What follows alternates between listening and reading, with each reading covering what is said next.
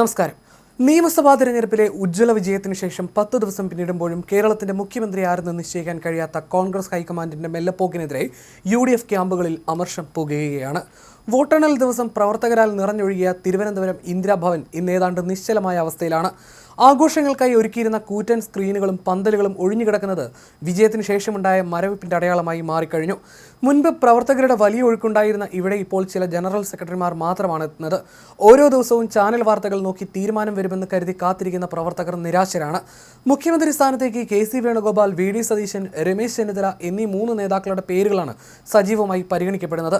നിയമസഭാ കക്ഷിയിൽ ഭൂരിപക്ഷം KC വേണുഗോപാലിനാണെങ്കിലും VD സതീശന് അനുകൂലമായ പൊതുജന അഭിപ്രായവും മുസ്ലിം ലീഗ് ഉൾപ്പെടെയുള്ള ഘടകകക്ഷികളുടെ നിലപാടും ഹൈക്കമാൻഡിനെ കുഴപ്പിക്കുന്നു. രമേശ് ചെന്നിത്തലയുടെ സീനിയോറിറ്റിയും അവഗണിക്കാൻ കഴിയാത്ത ഘടകമാണ്.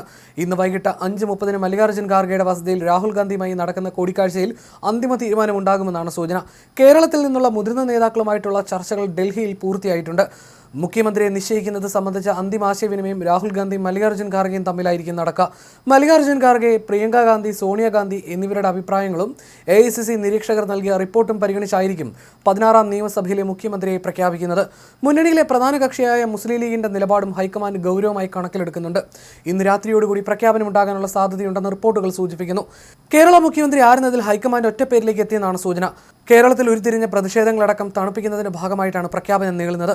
മുഖ്യമന്ത്രി സ്ഥാനത്തേക്ക് പരിഗണിക്കപ്പെടുന്ന 3 നേതാക്കളെയും ഉൾക്കൊണ്ടുള്ള ഫോർമുലയാകും ഹൈക്കമാൻഡ് അവതരിപ്പിക്കുക എന്നാണ് വിവരം. അതിനിടെ മുഖ്യമന്ത്രി ആരെന്ന പ്രഖ്യാപനം തിരുവനന്തപുരത്ത് വെച്ച് നടന്നേക്കുമെന്നും അഭ്യൂഹം പരന്നു. ചർച്ചകളെല്ലാം പൂർത്തിയായെന്നും മുഖ്യമന്ത്രി ഇന്ന് തന്നെ പ്രഖ്യാപിക്കുമെന്നും KPCC പ്രസിഡന്റ് സണ്ണി ജോസഫും പറഞ്ഞു. ഏതാനും പ്രവർത്തകരും നേതാക്കളും ഇന്ദിരാഭവനിൽ എത്തിയിട്ടുണ്ട്. പ്രതിപക്ഷ നേതാവ് VD സതീശന്റെ വീട്ടിലും അദ്ദേഹത്തിന്റെ അടുത്ത അനുയായികളും സുഹൃത്തുക്കളും പ്രഖ്യാപനം കാത്തിരിക്കുകയാണ്.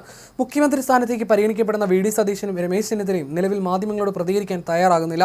എപ്പോഴും കൃത്യമായ നിലപാട് വ്യക്തമാക്കാറുള്ള മുരളീധരൻ പോലും മൗനം പാലിക്കുന്നത് സ്ഥിതിഗതികളുടെ ഗൗരവം വ്യക്തമാക്കുന്നു. 1-ാം നമ്പർ കാറിൽ ആരെത്തുമെന്ന് കാത്തിരിക്കുന്ന ഭരണസിരാ കേന്ദ്രത്തിനും ജനങ്ങൾക്കും കോൺഗ്രസ് ഹൈക്കമാൻഡിൽ നിന്ന് ഒരു തീരുമാനം ഇന്ന് തന്നെ ഉണ്ടാകുമെന്നാണ് പ്രതീക്ഷ.